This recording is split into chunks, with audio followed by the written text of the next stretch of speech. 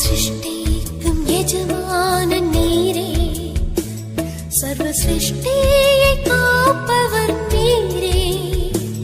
எங்கள் இதயத்தில் உம்மை போற்றிடுவோம், என்றென்றும் பணிந்து தொழுவோம்.